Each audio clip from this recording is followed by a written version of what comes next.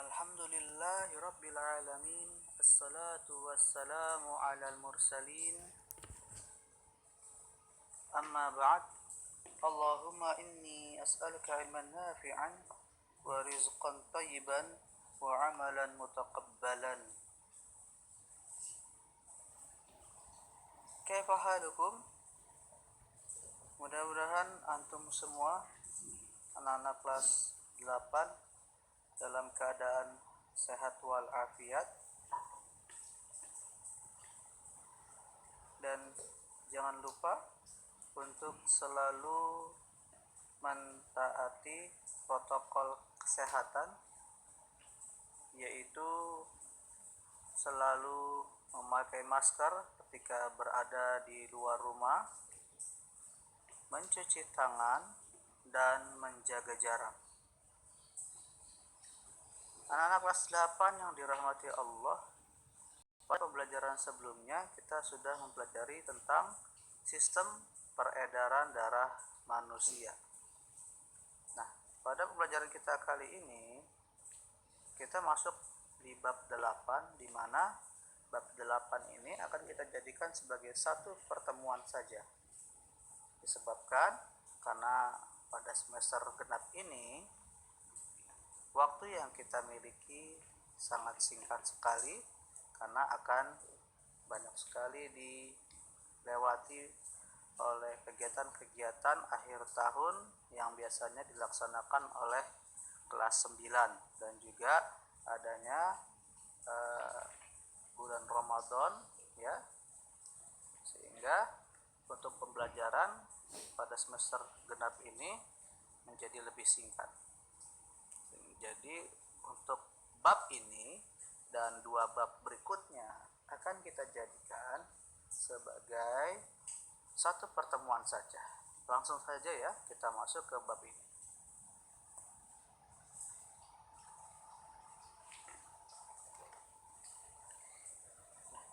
Bab ini berbicara tentang, yang pertama adalah fluida. Fluida itu adalah zat yang mengalir. Ya, kita ingat bahwa wujud zat itu ada 3. Ya, ada 3, ada padat, cair, dan gas. Dan zat yang tergolong fluida itu adalah zat cair dan gas, sehingga pada bab ini kita akan banyak berbicara tentang zat cair dengan juga zat gas. Nah, zat cair dan gas ini memiliki massa sehingga memiliki berat. Dan pada saat berada di suatu tempat yang memiliki luas tertentu dapat menghasilkan tekanan. Nah, salah satu tekanan pada zat itu adalah zat cair, ya, yang mungkin kita sebut sebagai tekanan hidrostatik, di mana tekanan dalam zat cair yang disebabkan oleh berat zat cair itu sendiri. Untuk bisa merasakan tekanan hidrostatik, mungkin teman-teman ya bisa ya ketika berenang, ya, kemudian berenang semakin dalam, maka teman-teman akan semakin merasakan tekanan yang berat sekali untuk bernafas. Makanya kan untuk bisa berenang di kedalaman yang cukup dalam itu dibutuhkan keahlian khusus, ya. Betul sekali. Ya, dibutuhkan keahlian khusus, ya, untuk bisa berenang dalam kedalaman tertentu. Kenapa? Karena tekanannya semakin besar, semakin ke dalam. Dan kalau teman-teman merasakan arus bawah itu sebetulnya lebih kuat daripada arus yang di atas. Nah, tekanan hidrostatis ini memiliki rumus, hitung-hitungan berapa sih besarnya tekanan yang bisa kita rasakan pada kedalaman tertentu. Ya, pada kedalaman tertentu.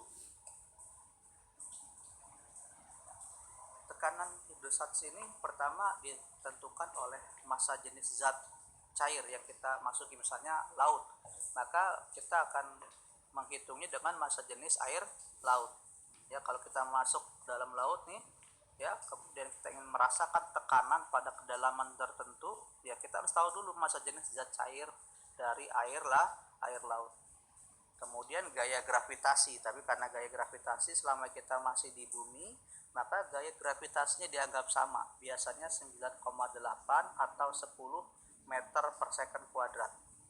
Kemudian yang ketiga adalah kedalaman zat cair itu sendiri, di mana semakin dalam maka tekanan yang kita rasakan itu akan semakin besar, dan kedalaman itu dihitungnya bukan dari dasar tempat zat cair tapi dari permukaan, ya.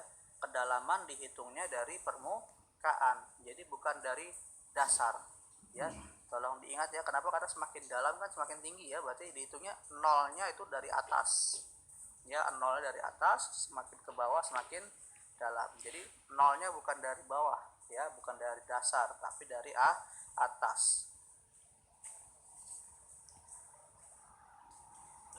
Nah, untuk rumus ini nanti ada contoh soalnya akan Bapak berikan, ya, insyaallah, mudah-mudahan.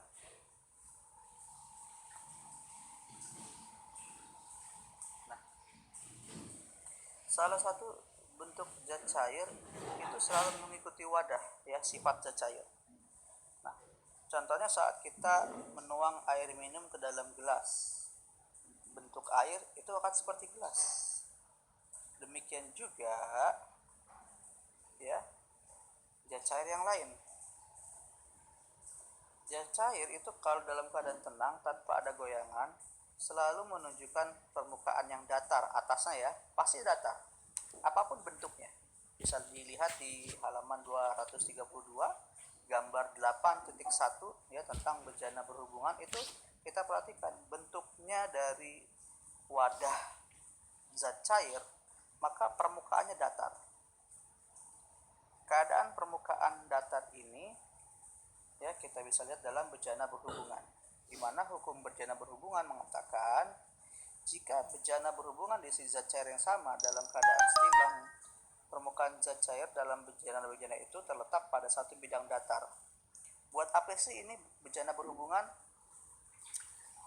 Teman-teman yang pernah bantuin bapaknya bangun rumah, tentu, ya, atau renovasi, ya, tentu melihat ada misalnya tukang yang sedang renovasi itu megang selang, ya, dimana selangnya itu ditentukan untuk menentukan misalnya tinggi keramik, misalnya untuk menentukan tinggi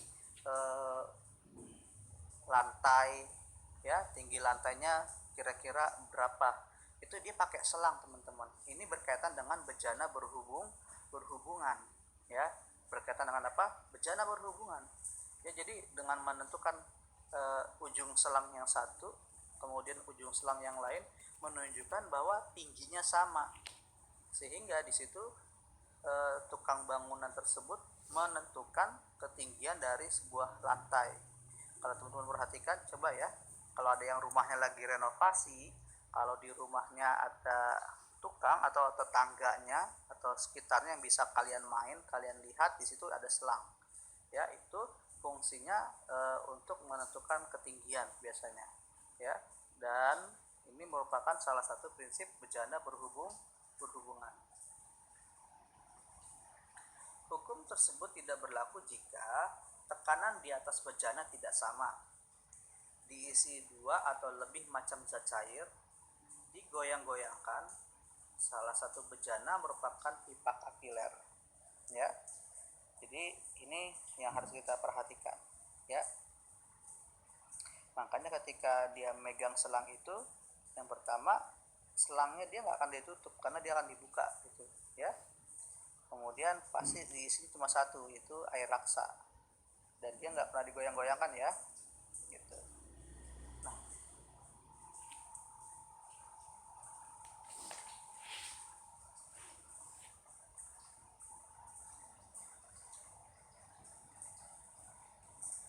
bejana berhubungan ini ternyata berkaitan juga dengan hukum Pascal, ya. Berkaitan dengan apa? Hukum Pascal, di mana dia mengatakan gaya yang bekerja pada suatu zat cair dalam ruang tertutup tekanannya diteruskan oleh zat cair itu ke segala arah dengan sama besar, ya. Dimana itu dibuktikan dengan rumus F1 per A1 sama dengan F2 per A2, ya. Dengan F1 adalah gaya yang bekerja pada penghisap 1, yang F2 gaya yang bekerja pada penghisap 2, kemudian A1 luas penampang penghisap 1 dan A2 luas penampang penghisap 2.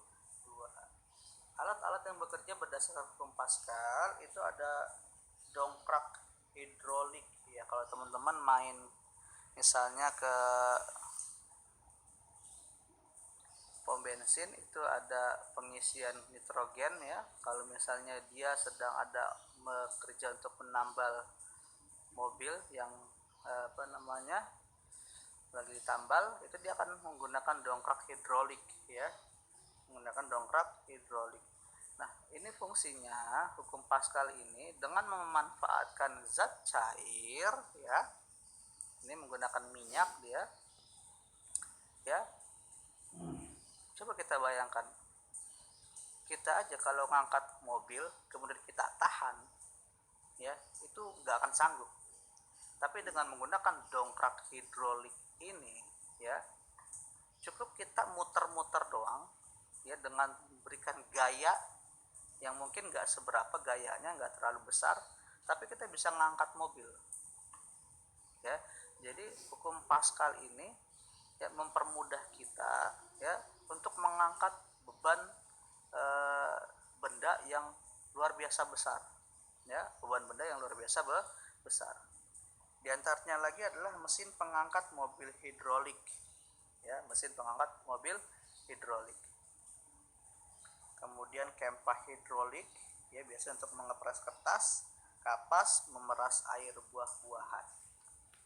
Kemudian ada elevator hidrolik dan juga ada rem hidrolik, ya. Ini semuanya menggunakan zat cair, ya, menggunakan zat cair. Umumnya adalah menggunakan zat minyak, ya, sebagai apa? Pengangkat, ya, sebagai pengangkat. Nanti bagaimana cara hitung untuk hukum Pascalnya akan Bapak berikan melalui latihan soal yang berbeda.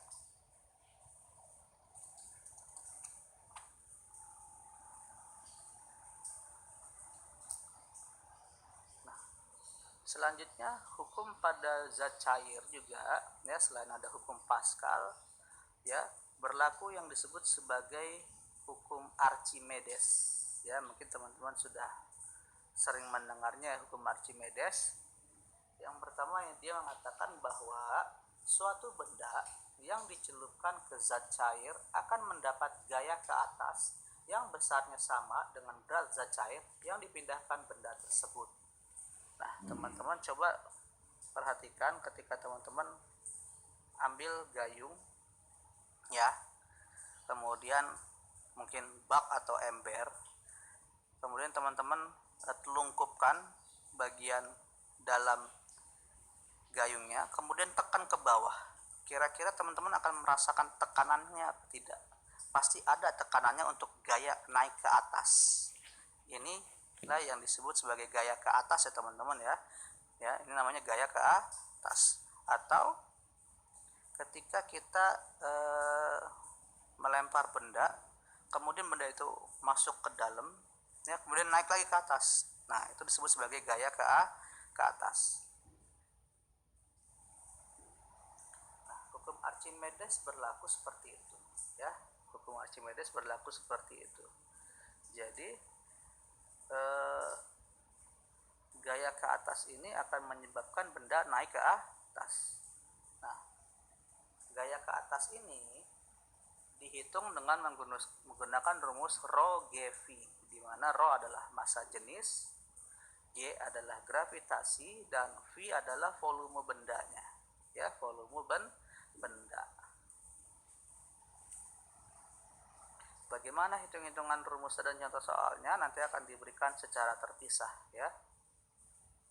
Nah, hukum Archimedes ini berkaitan dengan keadaan benda yang tenggelam, keadaan benda yang melayang, keadaan benda yang mengapung. Kenapa sebuah benda dikatakan bisa tenggelam?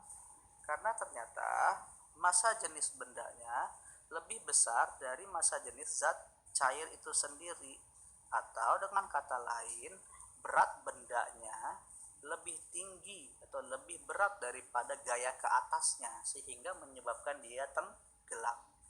Ya, kalau gaya ke atasnya tinggi, maka dia akan berada yang kedua, yaitu terapung. Ya, ya, terapung ini menunjukkan massa jenis bendanya lebih kecil daripada massa jenis dari zat cair. Artinya gaya ke atasnya lebih tinggi sehingga dia naik ke atas daripada berat benda itu sendiri. Nah, kalau melayang, maka ini menimbulkan keadaan bahwa massa jenis benda dan zat cair dalam keadaan sama nilainya, atau gaya ke atas sebanding dengan berat benda. Ya, seperti itu. Ya, mudah-mudahan paham ya. Kalau belum paham, nanti Bapak akan berikan lagi tambahan penjelasannya dari beberapa situs. Nah, penggunaan prinsip Archimedes itu yang pertama adalah kapal laut. Kapal laut itu dari baja, pasti berat dong. Tapi kok bisa terapung ya? Nah, ternyata supaya terapung, kapal itu dibuat berongga dan berisi udara. Ya, massa jenis udara itu jauh lebih kecil daripada massa jenis air, sehingga massa jenis kapal beserta muatannya dan udara tetap lebih kecil daripada massa jenis air. Semakin besar volume kapal yang berada dalam air, maka semakin besar zat cair yang dipindahkan. Makanya suka ada lubangnya ya. Jadi ketika dia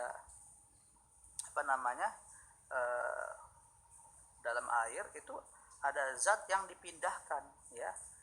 Jadi airnya itu terus mengalir ya, airnya terus mengalir. Akibatnya semakin besar gaya angkat yang dialami kapal itu ya, seperti itu. Yang kedua adalah galangan kapal. Nah, galangan kapal digunakan untuk mengangkat kapal ke atas permukaan air ketika kapal itu diperbaiki. Setelah kapal masuk dalam galangan, air dalam galangan dipompa keluar sehingga galangan kapal yang telah berisi kapal dapat terangkat. Yang ketiga adalah hidrometer, yaitu alat untuk mengukur massa jenis zat cair. Jika hidrometer dimasukkan ke dalam zat cair, hidrometer akan terapung dan menunjukkan skala sesuai dengan massa jenis cairan tersebut. Ya. Yang keempat adalah jembatan ponton. Nah, jembatan ini dibangun dari drum kosong yang diikat dan di atasnya dipasang papan sehingga jembatan ini bisa terapung di atas air ya. Tapi tetap teman-teman, dia itu pasti diberi diberi lubang supaya supaya ada air yang dikeluarkan gitu ya.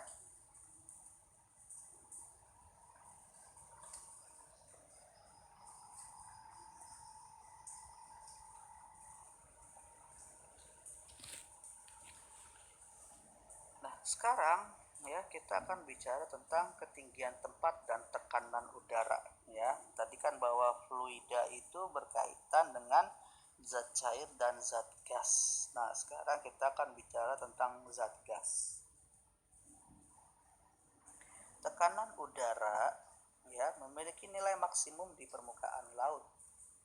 Semakin tinggi suatu tempat, semakin kecil tekanan udara di tempat itu. Ya.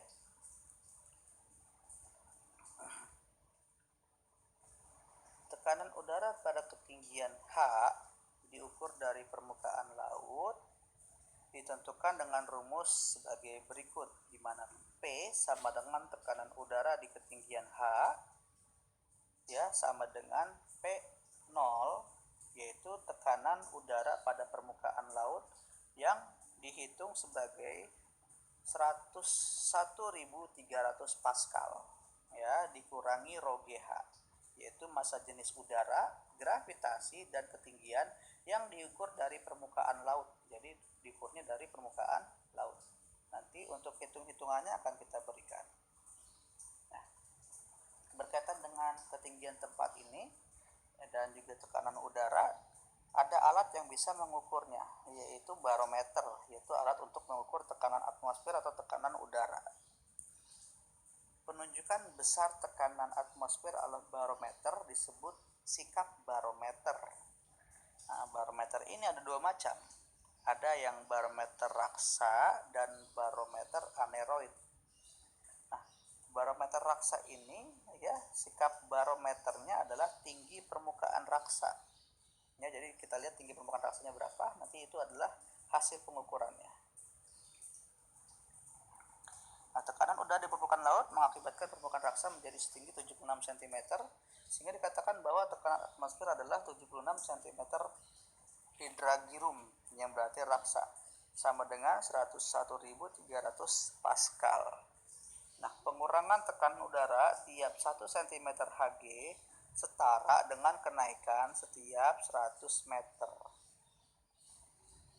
Nah, barometer aneroid itu adalah kotak hampa udara yang tipis dan penampangnya berbentuk lingkaran. Dinding atas dan bawahnya berombak dan dilengkapi dengan pegas lengkung. Jika tekanan udara luar bertambah, kotak akan tertekan dan pegas melengkung ke dalam. Gerakan pegas ini diteruskan ke daftar skala pada barometer. Sekarang kita akan masuk ke contoh soalnya ya.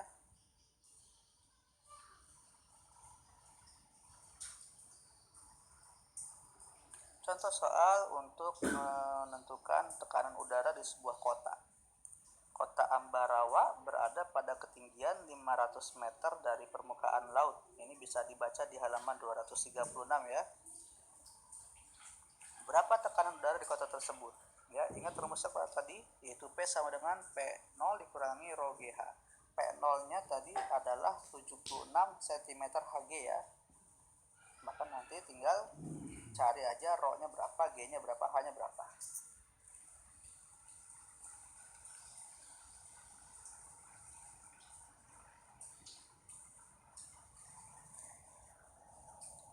Ya, di sini tinggal dihitung, yaitu ingat tadi bahwa setiap 1 cm Hg itu ya menunjukkan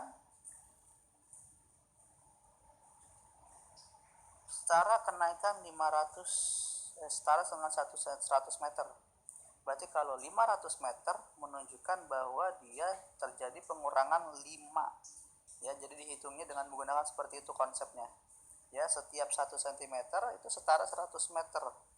Berarti kalau 500 meter setara dengan 5 cm hydragirum. Sekali lagi, 1 cm hydragirum setara 100 meter. Berarti kalau 500 meter setara dengan 5 cm hydragirum. Berarti tinggal 76 dikurang 5 menjadi 71 cm hydragirum. Berarti tekanan udara di kota Ambarawa adalah 71 cm hydragirum. Nah, teman-teman bisa ya cari tahu berapa sih tekanan udara di Bekasi ini ya, dengan cara ya lihat di Google kira-kira berapa sih tinggi permukaan ya, tinggi apa namanya, kota Bekasi ini terhadap permukaan laut ya. Kemudian tinggal disetarakan dengan tadi 1 cm hydragirum setara dengan 100 meter ya. Bisa cari informasinya ya, bisa melalui media internet atau buku, atau bisa bertanya kepada orang yang ahli. Yang kedua adalah manometer, yaitu alat untuk mengukur tekanan gas pada ruang tertutup. Ada 3 macam manometer. Yang pertama raksa terbuka, ya raksa tertutup, dan logam. Nah, untuk yang terbuka biasanya digunakan untuk mengukur tekanan gas sebesar sekitar 1 atm. Ya, untuk yang tertutup biasanya digunakan untuk yang di atas 1 atm. Dan untuk yang logam mengukur tekanan gas yang sangat tinggi. Contoh untuk logam adalah manometer Safer-Woudenberg ya, dan manometer Borden dan manometer Pegas. Nah, manometer manometer pegas biasanya digunakan untuk mengukur tekanan udara dalam roda kendaraan, atau biasanya kalau teman-teman ke mana kompresor bengkel-bengkel tuh ya, untuk ini nentuin atau di pengisian nitrogen, nah dia menggunakan manometer pegas.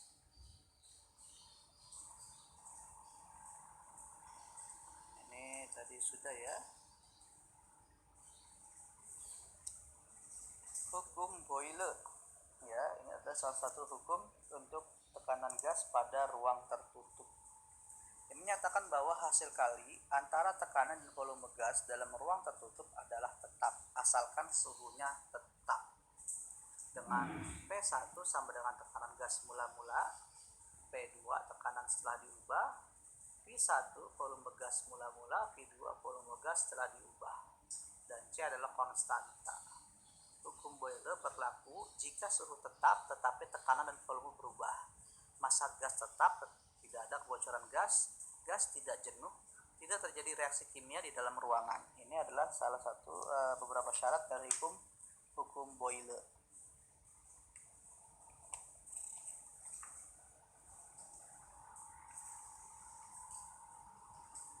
Untuk hitung-hitungan dari hukum Boyle nanti akan kita berikan secara terpisah ya, sama dengan hitungan-hitungan yang lain.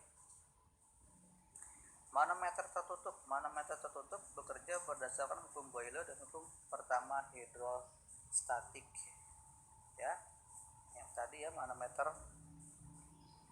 Yang kedua pompa udara, pompa tekan udara, pompa isap udara, pompa air ya, pipet tetes, alat suntik, itu semuanya menggunakan hukum Boyle ya.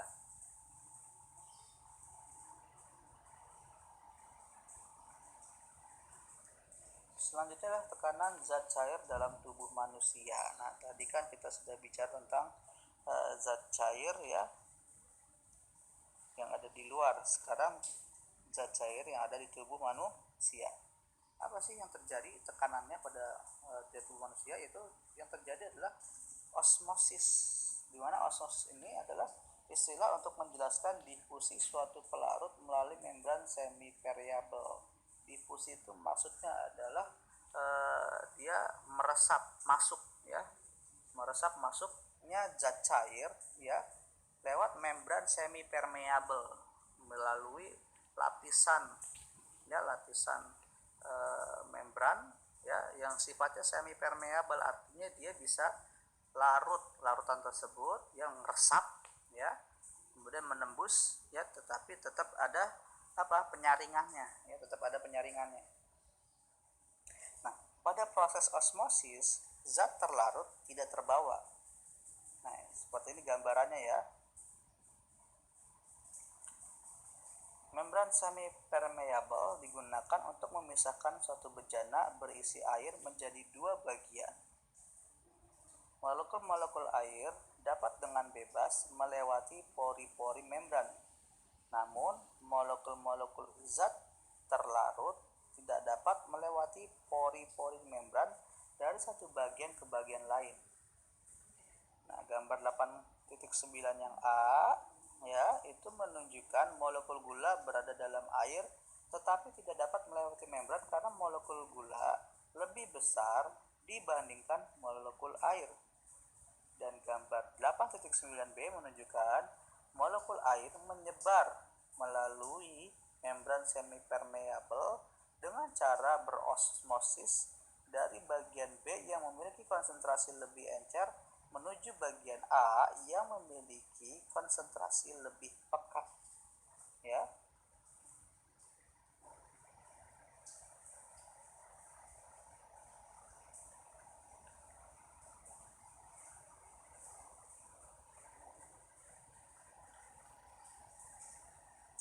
Dan osmosis dalam tubuh ya, itu pelarut akan mengalir ya dari konsentrasi rendah ke konsentrasi yang lebih tinggi. Yang tadi ya, ini contohnya tadi ya, contohnya tadi dalam itu adalah ketika dia konsentrasinya encer, dia akan menuju ke konsentrasi yang lebih pekat. Artinya dari konsentrasi rendah dia akan menuju ke konsentrasi yang lebih tinggi ya, dimana mana konsentrasi normal natrium klorida dalam darah itu 0,9%, maksudnya adalah 0,9 gram natrium klorida tiap 100 ml air.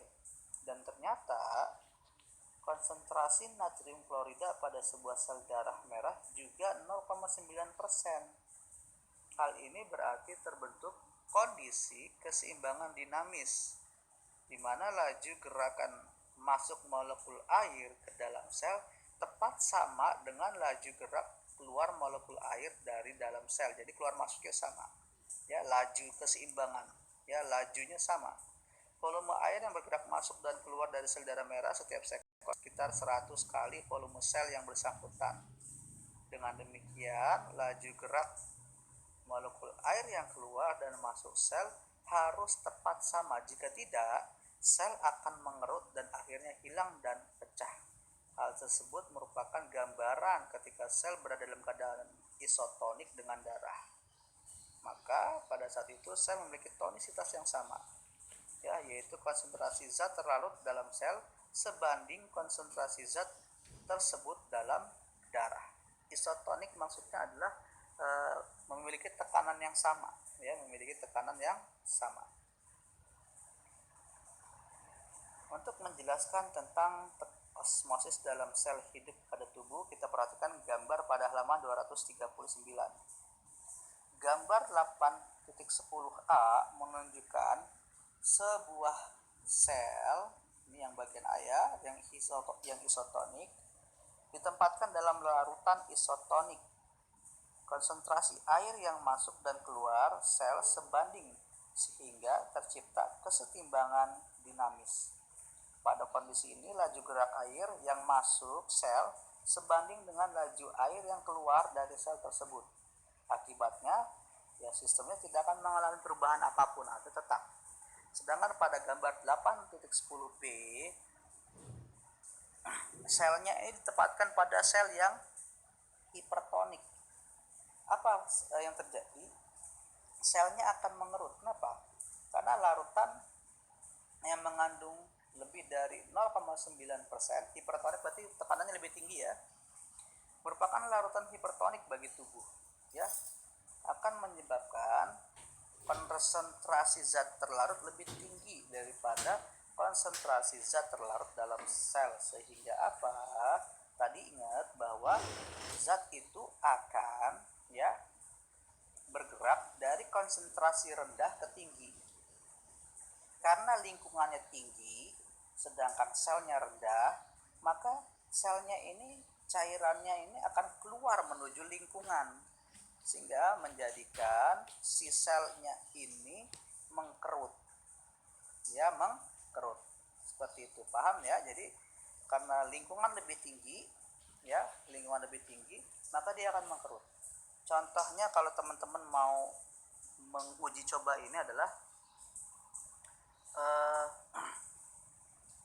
beri air garam, ya, atau teman-teman sediakan air laut atau air garam, kemudian masukkan ikan air tawar ke dalamnya, ya, masukkan ikan air tawar ke dalamnya, maka nanti teman-teman akan memperhatikan lama kelamaan ikan tersebut akan mengkerut, teman-teman, ya, lama kelamaan loh, ya, bukan dalam waktu cepat, tapi lama kelamaan ikannya itu akan cenderung mengkerut, ya, ikannya akan cenderung mengkerut. Coba teman-teman perhatikan, masukkan saja coba, ya, atau masukkan tangan aja, ya, masukkan tangan kita ke lingkungan garam yang konsentrasinya lebih tinggi, ya, konsentrasi garamnya lebih tinggi, masukkan tangan kita, ya, ke dalam larutan garam tersebut yang lama, ya, kita akan merasakan lama-kelamaan mengkerut, ya, mengkerut. Nah, selanjutnya gambar 8.10c menunjukkan sebuah sel ditempatkan dalam larutan hipotonik, di mana menyebabkan sel menjadi membengkak. Kenapa? Karena lingkungannya rendah, sedangkan selnya tekanannya tinggi, sehingga yang dari lingkungan masuk ke dalam sel, sehingga selnya menjadi membengkak, ya, selnya menjadi membengkak. Ingat, ya, tadi, ya, bahwa zat cair itu bergerak dari konsentrasi rendah menuju ke konsentrasi yang lebih tinggi, ya. Nah, perpindahan air ke dalam atau keluar sel itu akan mempengaruhi keadaan tekanan sel, sehingga osmosis merupakan mekanisme dasar untuk mempertahankan keseimbangan zat cair dalam tubuh. Makanya kan ikan-ikan laut itu ketika mereka berada di laut, karena tekanan di dalam di lingkungannya itu tinggi ya, karena kan kadar garam ya menjadikan tekanannya lebih tinggi ya, lingkungan menjadi lebih tinggi sehingga dia jarang mengeluarkan urin tapi banyak minum ya, banyak minum. Berbeda dengan ikan tawar ya, ikan tawar karena lingkungannya rendah maka dia banyak mengeluarkan urin dan sedikit minum.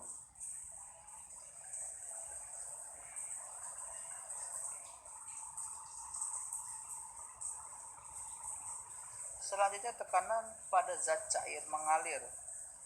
Nah, pada bab sebelumnya sudah dijelaskan bahwa besar tekanan ya pada zat yang cair yang diam atau tekanan hidrostatik bergantung pada massa jenis zat cair dan ketinggian dari permukaan zat itu.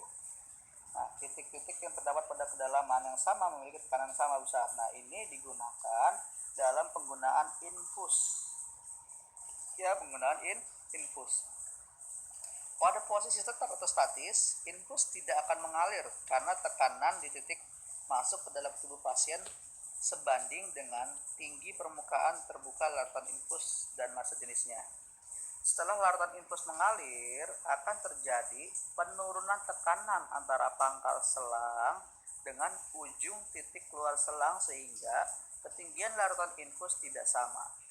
Nah, peningkatan tinggi cairan infus menyebabkan peningkatan tekanan pada titik masuk jarum ke dalam tubuh yang dapat menyebabkan rasa nyeri pada tubuh pasien.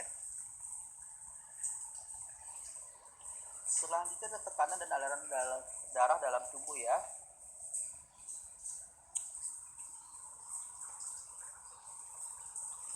Tadi sudah disebutkan ya.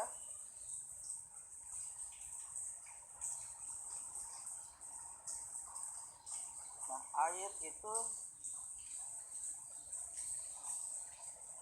akan mengalir dari yang tinggi ke yang rendah ya. Dari tekanan yang tinggi tadi beda ya, tadi konsentrasi ya, pada osmotik itu adalah konsentrasi ya, pada konsentrasi yang rendah menuju konsentrasi yang tinggi. Sedangkan ini pada tekanan dan aliran darah dalam tubuh ya, tekanan yang lebih tinggi dia akan mengalir ke tekanan yang lebih rendah. Konsepnya itu ya, jadi diingat ya, konsepnya diingat sekali lagi. Kalau osmotik ya, konsepnya adalah konsentrasinya yang rendah ke yang tinggi, sedangkan pada aliran darah itu tekanan tinggi ke tekanan rendah ya. Aliran darah itu disebabkan adanya perbedaan tekanan antara dua ujung pembuluh darah yang merupakan gaya yang mendorong darah melalui pembuluh darah. Contoh, nah, jika tekanan salah satu ujung selang sebesar 100 mm hidragirum dan tekanan yang ujung lainnya 0, maka selisih tekanannya sebesar 100 pastinya. Jika pada tekanan adalah salah satu selang 1100, yang satunya adalah 1000, berarti perbedaannya juga sama 100. Nah, pada sistem peredaran darah, perbedaan tekanan yang besar terjadi pada aorta ya, pembuluh nadi. Teman-teman sudah belajar ya di sistem peredaran darah ya, dan bagian luar atrium kanan jantung ya. Tekanan tertinggi darah terjadi pada aorta sekitar 100 mm hidragirum karena darah dipompa langsung ke dalam aorta, jadi dari jantung langsung ke aorta. Tekanan darah secara bertahap menurun setelah darah masuk melalui peredaran darah sistemik dan menurun tajam hingga 0 pada saat darah mencapai atrium kanan pada jantung ya.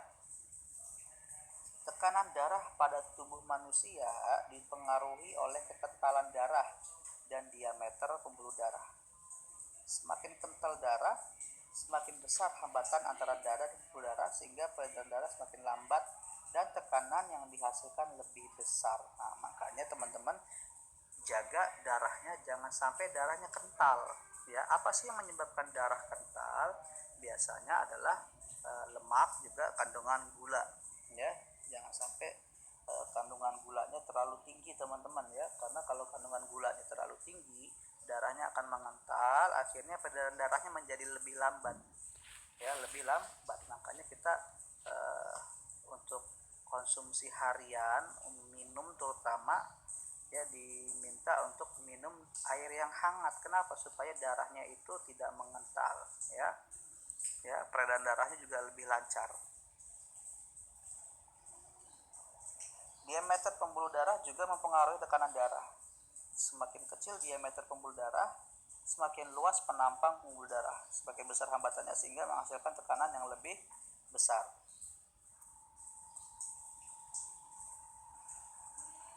Nah, interaksi darah dengan paru-paru, pada pembelajaran sebelumnya sudah disebutkan bahwa darah di paru-paru itu membawa karbon dioksida yang nanti akan ditukar di paru-paru dengan oksigen. Nah, pertukaran gas di paru-paru itu ada dua proses. Yang pertama adalah perfusi, di mana darah ke jaringan kapiler paru-paru. Yang kedua adalah ventilasi, di mana membawa udara ke permukaan alveolus. Nantinya di alveolus ini oksigen dan karbon dioksida akan dipindahkan ke dalam dan keluar darah, dikendalikan oleh hukum-hukum fisika difusi. Nah, molekul gas dan cairan tidak pernah menetap di satu tempat. Molekul tertentu berdifusi dari daerah yang konsentrasinya lebih tinggi ke daerah konsentrasi lebih rendah sehingga konsentrasinya sama. Ini hanya molekul tertentu ya, molekul tertentu. Banyaknya gas yang terlarut dalam darah sangat bervariasi dari satu gas ke gas yang lainnya. Oksigen tidak terlalu banyak larut dalam darah dan air. Pada suhu tubuh, plasma darah sebanyak 1 liter dengan tekanan oksigen 13 kilopascal atau sekitar 100 mm hidragirum hanya mengandung 2,5 cm kubik oksigen. Pada suhu dan tekanan normal, pada tekanan karbon dioksida 5 kilopascal atau sekitar 40 mm hidragirum, darah mengandung sekitar 25 cm kubik karbon dioksida setiap liternya. Nah, ini harus diperhatikan teman-teman ya. Harus diperhatikan ya, tekanan karbon dioksida dengan tekanan oksigen ya, menunjukkan bahwa kalau kita menghirup karbon dioksida lebih banyak, maka akan menyebabkan tekanan dalam darah kita itu akan semakin besar ya. Makanya kita harus memperhatikan nafas kita ya, jangan sampai kita itu berdekatan dengan misalnya adalah asap knalpot, asap-asap yang lainnya lah ya. Ya, kenapa? Karena akan menyebabkan tekanan dalam darah kita itu akan meningkat ya. Jika tubuh hanya mengandalkan oksigen yang terlarut dalam plasma darah untuk menyalurkan oksigen ke dalam sel, jantung harus memompa darah sebanyak 140 liter darah per menit dalam keadaan istirahat, bukan 6 liter per menit seperti yang selama ini dilakukannya. Nah, perhatikan ya teman-teman ya. Pada saat kita bernapas normal, udara dari atmosfer tidak mencapai alveolus yang masih berisi udara sisa pernapasan sebelumnya. Nah, konsentrasi udara atmosfer lebih tinggi sehingga oksigen dengan mudah berdifusi melewati udara sisa pernapasan untuk mencapai permukaan alveolus.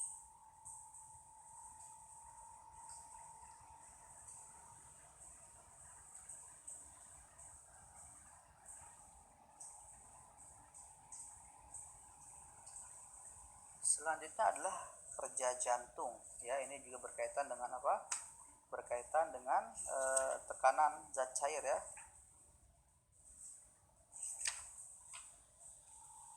Pada setiap periode kedua, ventrikel jantung memompa darah sama banyak. Tekanan di kedua pompa jantung tidak sama. Pada sistem pulmonal atau paru-paru lebih rendah dibandingkan sistemik. Ini maksudnya adalah pada pembelajaran sebelumnya kita sudah belajar bahwa jantung itu mengalirkan darah ke paru-paru dan juga mengalirkan darah ke seluruh tubuh ya. Nah, tekanan di kedua pompa jantung nggak sama. Di ke arah paru-paru itu tekanannya itu lebih rendah dibandingkan tekanannya ke arah seluruh tubuh. Maksudnya seperti itu ya. Nah, yang terakhir adalah transportasi air dan garam mineral pada tumbuhan. Nah, ini pada tumbuhan ya, air dan garam mineral dari tanah masuk ke epidermis lewat akar ya, dengan cara difusi dan osmosis. Kalau difusi tadi itu adalah dia seperti terlarut ya, seperti terlarut. Sedangkan osmosis itu melalui tekanan. Jadi tadi ya, konsentrasinya yang melalui konsentrasi yang lebih rendah, dia akan masuk ke konsentrasi yang lebih tinggi, itu maksudnya osmosis ya. Dia akan masuk dengan secara otomatis ya, seperti itu. Air dari akar dapat mencapai batang hingga daun karena adanya kapilaritas. Kalau kapilaritas itu seperti teman-teman ngepel ya, ngepel dengan kain pel, kemudian airnya akan masuk dengan sendirinya. Itu kapilaritas, itu daya serap ya, daya serap, kemampuan tumbuhan untuk menyerap air gitu. Nah, demikian teman-teman untuk pembelajaran kita pada hari ini. Jika ada yang belum paham, bisa kita diskusikan di forum Google Classroom atau bisa kalian tanyakan langsung kepada Bapak ya, biar nanti kita akan berikan penjelasan secara personal, secara pribadi ya. Yang ingin konsultasi juga boleh, silakan konsultasi ya, nanti kita sampaikan ya supaya kalian lebih paham ya. Terima kasih teman-teman untuk waktunya. Assalamualaikum warahmatullahi wabarakatuh.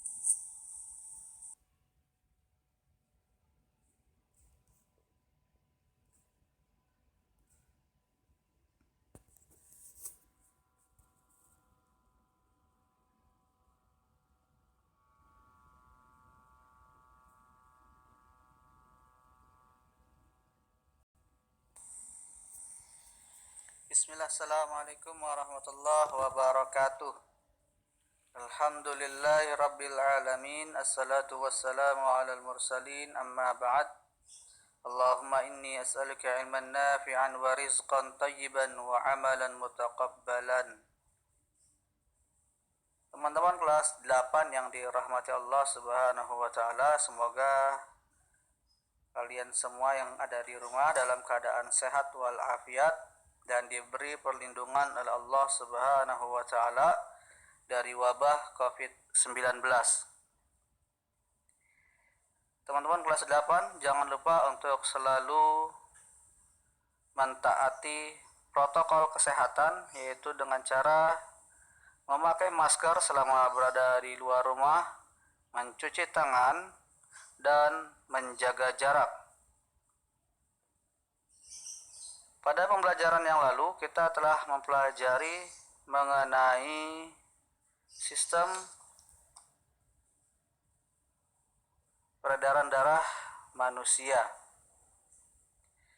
Dan kali ini kita akan belajar tentang sistem pernapasan pada manusia.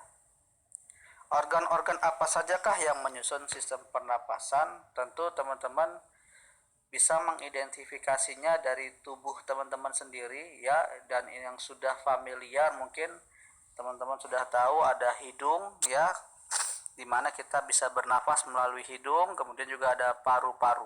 Mungkin itu yang bisa teman-teman ketahui untuk sementara ini. Nah, kita akan bahas lebih lanjut lagi mengenai organ pada sistem pernapasan manusia. Sebelumnya kita akan bacakan dulu apa sih tujuan pembelajaran kita pada hari ini. Yang pertama adalah pastinya mengidentifikasi organ penyusun sistem pernapasan pada manusia. Artinya satu persatu teman-teman harus paham apa saja organ penyusunnya.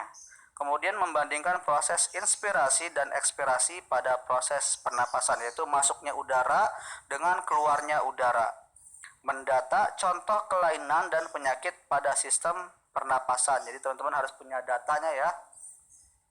Menghitung frekuensi napas orang normal, mengukur udara pernapasan dan kapasitas vital paru-paru, dan melakukan pernapasan buatan. Ya, itu untuk keterampilannya ya. Langsung saja kita masuk ke peta konsepnya terlebih dahulu.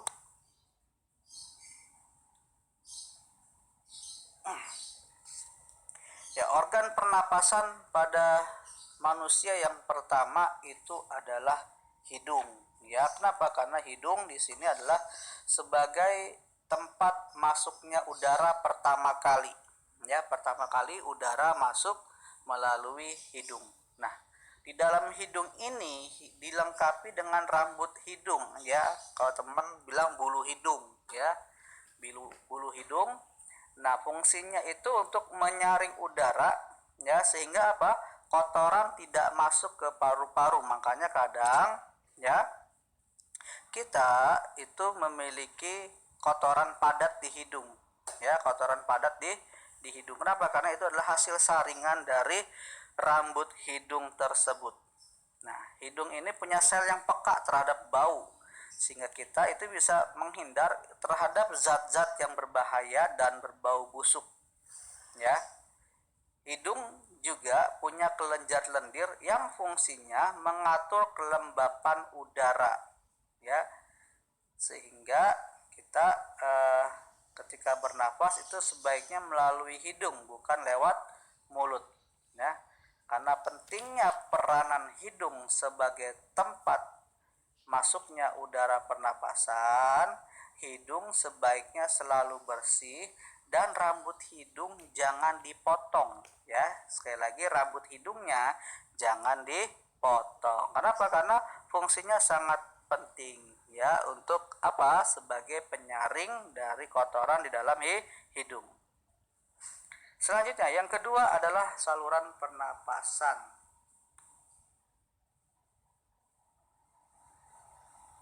Itu ada trakea, bronkus, dan bronkiolus. Fungsinya ini mengalirkan udara pernapasan dari hidung ke paru-paru. Di ujung frontal trakea itu ada namanya tekak, ya, namanya adalah tekak yang berfungsi membuka dan menutup saluran pernapasan, ya. Jadi kalau pada saat minum teman-teman pernah tersedak, ya, itu disebabkan karena tekak membuka pada saat kita makan, sehingga makanan masuk ke dalam saluran pernapasan, ya.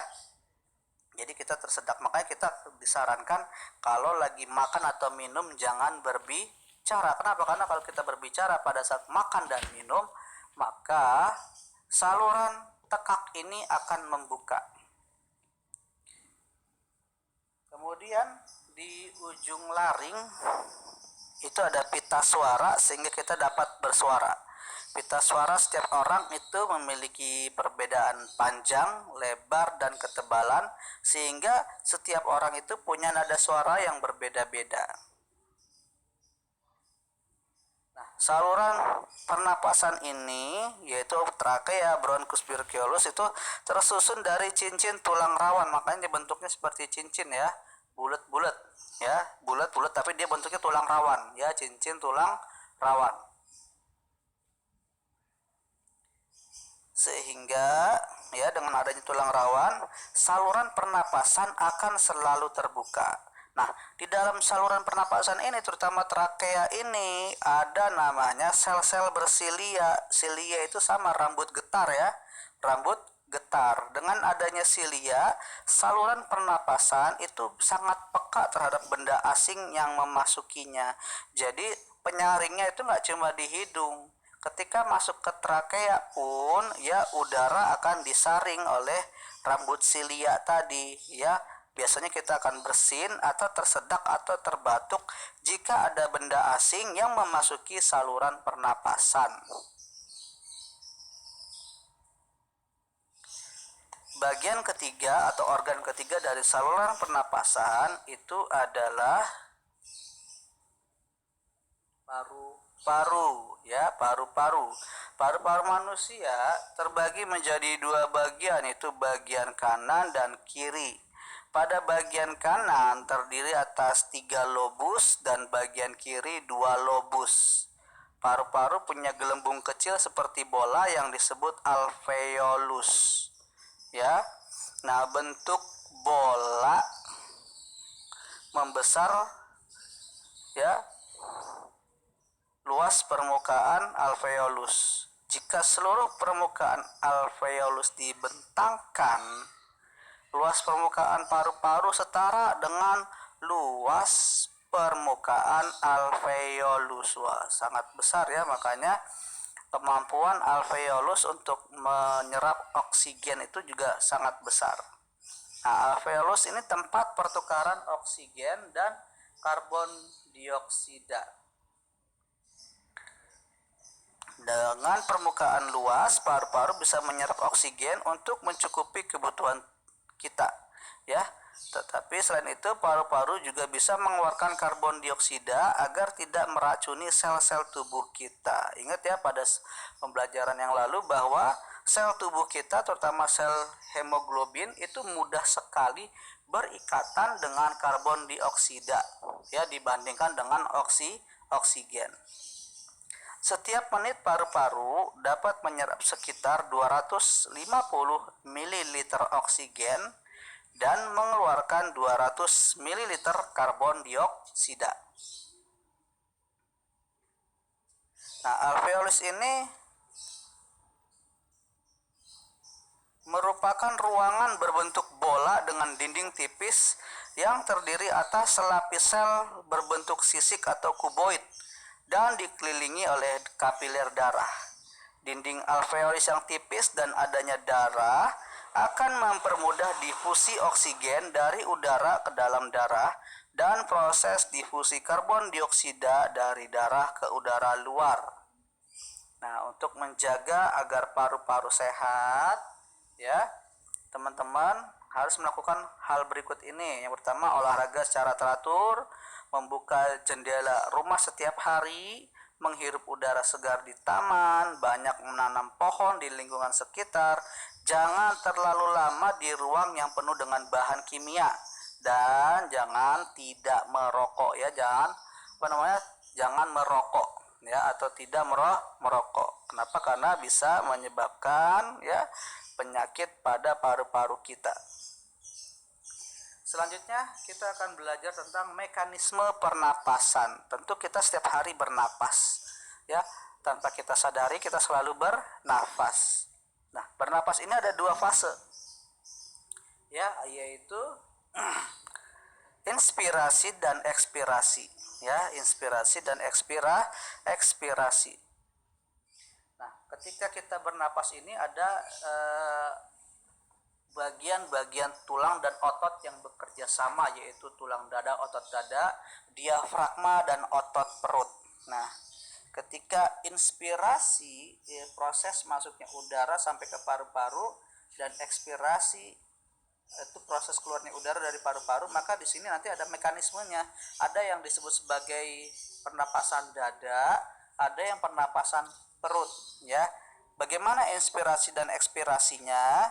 Ya, teman-teman silakan perhatikan dulu gambar 9.5 di halaman 263 tentang mekanisme pernapasan supaya lebih paham ya. Yang mana otot antar tulang rusuk, mana otot diafragma, mana rongga dada, mana paru-paru ya. Nah, ketika inspirasi nanti teman-teman bisa perhatikan ya.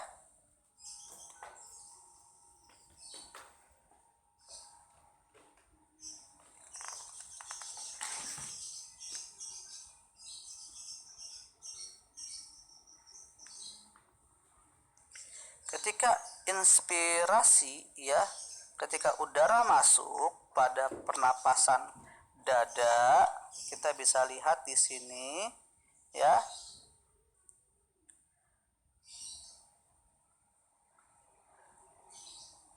Otot antar tulang rusuk itu akan mengangkat ke atas sehingga rongga dada itu akan mengecil, membesar ya. Sehingga apa? Paru-paru membesar, kemudian udara masuk. Kemudian pada saat ekspirasi ya, otot antar tulang rusuk berelaksasi. Maksudnya dia melebar itu ya. Ya. Kemudian otot diafragma juga berelaksasi ya, sama rongga dada akhirnya mengecil, paru-paru mengecil, udara keluar. Ya, seperti itu. Ya, ini tolong diperhatikan ya, perbedaan apa yang terjadi pada saat inspirasi dan ekspirasi pada otot antar tulang, pada otot diafragma, rongga dada maupun pada paru-paru.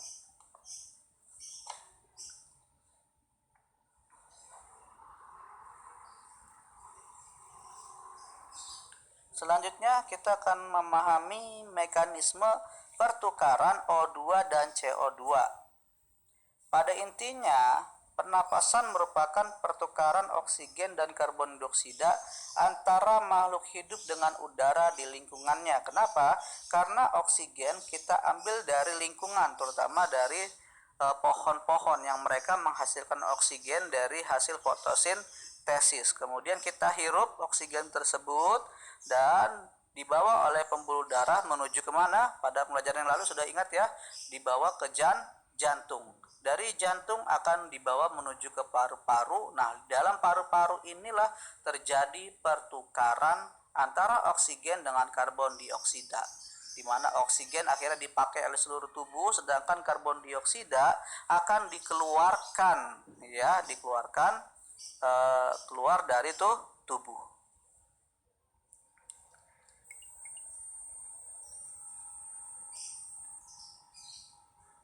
Respirasi adalah reaksi antara zat makanan dengan oksigen yang menghasilkan energi, karbon dioksida, dan uap air. Nah, energi hasil respirasi digunakan untuk kegiatan tubuh, sedangkan karbon dioksida dan uap air dikeluarkan dari tubuh. Karbon dioksida berdifusi dari jaringan ke dalam darah, kemudian hemoglobin mengikat karbon dioksida membentuk karbaminohemoglobin karbon dioksida dibawa ke paru-paru. Di paru-paru karbon dioksida berdifusi masuk ke alveolus, kemudian karbon dioksida dikeluarkan melalui saluran pernapasan dan air dikeluarkan dalam bentuk air. Ini prosesnya ya. Ini adalah prosesnya, proses pengeluaran dari karbon dioksida. Ya, kalau itu tadi yang di atas adalah proses pemasukan dari oksigen ya. Oksigen masuk ke alveolus lewat darah, hemoglobin mengikat oksigen membentuk oksihemoglobin, diedarkan ke darah ke seluruh jaringan tubuh. Kemudian di dalam sel tubuh darah melepaskan oksigen ya, seperti itu. Nanti masuk ke respirasi. Nah, seperti ini gambarnya ya.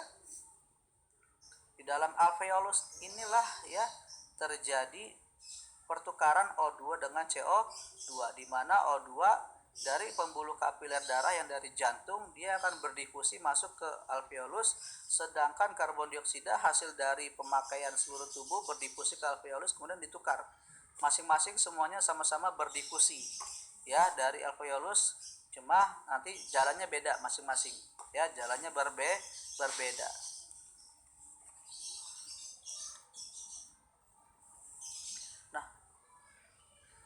Frekuensi pernapasan orang normal itu bernapas 12 sampai 15 kali per menit ya.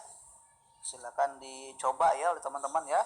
Dalam waktu 1 menit bisa menggunakan stopwatch ya. Perhatikan ya, orang yang sedang beraktivitas secara tidak sadar kita hitung saja.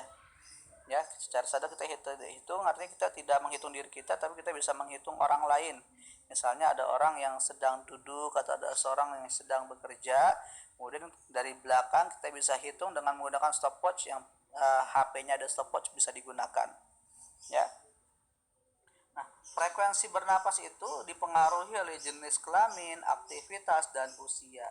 Pada wanita, volume paru-paru lebih kecil daripada pria sehingga frekuensi bernapasnya lebih banyak. Semakin cepat tubuh beraktivitas, semakin cepat pula frekuensi pernapasannya. Saat menahan napas beberapa saat akan membuat kita terengah-engah sehingga frekuensi pernapasan meningkat. Nah, benda di ruang yang sempit dan kekurangan oksigen juga bisa menyebabkan frekuensi pernapasan bertambah cepat untuk memperoleh oksigen lebih banyak ya. Kalau teman-teman ada di ruangan yang sempit, misal lagi ngumpet ya, atau di tempat yang oksigennya kurang ya, itu akan menyebabkan kita memiliki frekuensi pernapasan yang lebih tinggi ya. Kenapa? Karena kita membutuhkan oksigen ya, tubuh kita akan dengan cepat bereaksi untuk mencari oksigen dengan meningkatkan frekuensi pernapasan. bayi dan balita itu punya frekuensi pernapasan bernapas lebih banyak dibanding orang dewasa. Kenapa? Karena volumenya relatif kecil dan sel-sel pada bayi sedang berkembang sehingga butuh pasokan oksigen lebih banyak, ya.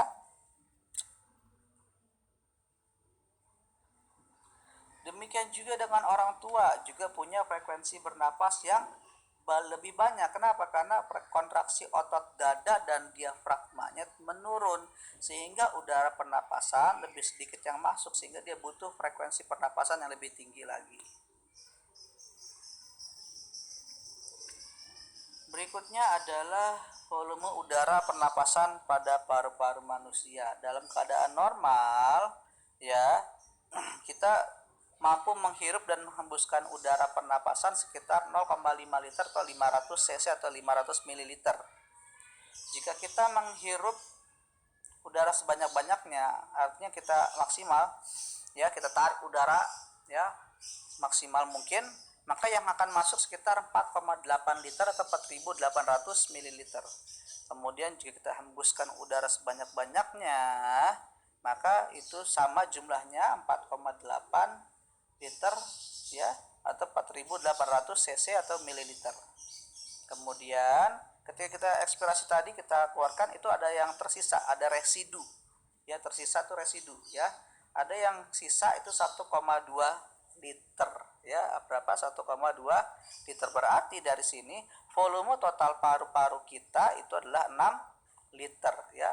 Volume totalnya 6 liter dari mana? Dari tadi yang inspirasi maksimum ditambah dengan residu, ya. Jadi 4,8 tambah 1,2, 6 liter kan. Totalnya bisa masuk 6 liter volumenya. Tapi kapasitas vitalnya yang bisa dimanfaatkan cuma 4,8, yaitu dari tadi yang maksimum inspirasi maupun ekspirasi maksimumnya hanya bisa masuk 4,8 gitu. Nah, kita bisa mencari volume paru-paru inspirasi maksimum, udara pernapasan, ekspirasi maksimum melalui percobaan di atas, ya. Silakan dicoba. Nah, supaya udara tetap bersih teman-teman, ya, penting bagi kita, ya, untuk bisa bernapas dengan udara yang bersih, maka harus diperhatikan, ya, untuk mengurangi polusi udara yang berasal dari asap kendaraan bermotor, asap pabrik, industri, dan asap pembakaran sampah. Jadi kalau kita berkendaraan motor, diupayakan mesin motor kita adalah mengeluarkan pembakaran yang sempurna setidaknya, atau setidaknya kita jarang menggunakannya. Ya, lebih baik kita menggunakan kendaraan yang lain kalau bisa, ya. Kemudian sampah jangan sampai kita membakarnya di pemukiman, ya. Kalau bisa ya kita buang sampah pada tempatnya saja yang sudah disediakan, ya. Kemudian nanti biar dinas lingkungan hidup yang mengatur bagaimana mengolah sampah tersebut, ya. Kemudian melakukan penghijauan dan reboisasi, membuat hutan kota dan jalur hijau. Ini adalah upaya-upaya untuk apa? Supaya kita bisa mendapatkan udara yang bersih. Selanjutnya adalah kelainan dan penyakit pada sistem pernapasan. Yang pertama ada tuberkulosis. Ini disebabkan oleh bakteri Bacillus tuberculosis. Ini menyebabkan radang paru-paru sehingga alveolus mengandung banyak cairan sehingga mengganggu proses difusi oksigen dan karbon dioksida. Akibatnya apa? Kita akan sulit untuk bernapas, ya. Dan tubuh kita pun akan mengakibatkan kekurangan oksigen, ya.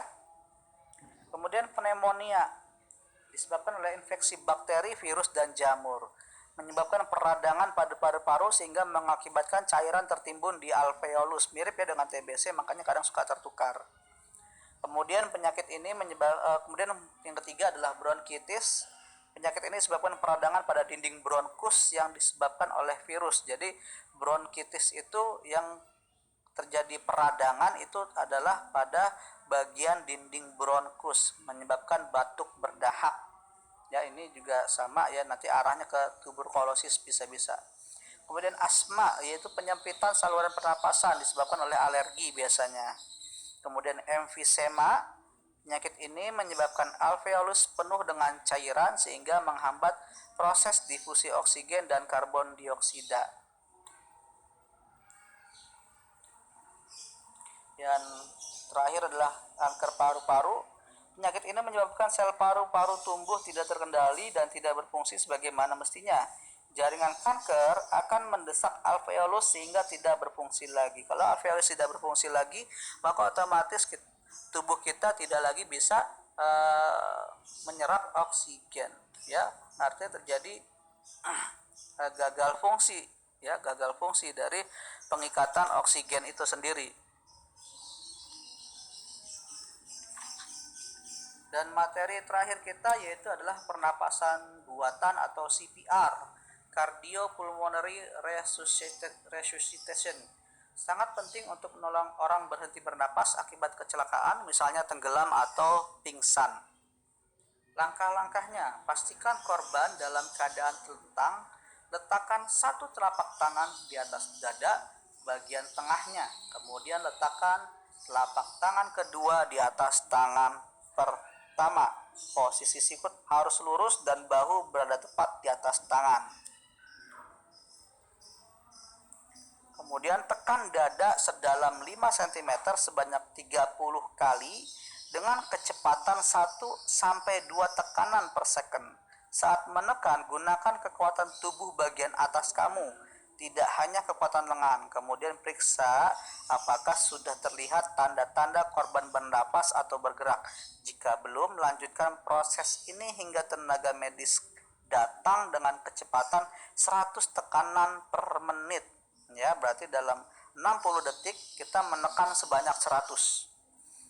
Nah, kamu dapat memeriksa apakah dia dapat bernapas dengan normal atau belum dengan cara melihat gerakan dadanya serta dekatkan telinga dan pipi kamu ke hidung dan mulutnya.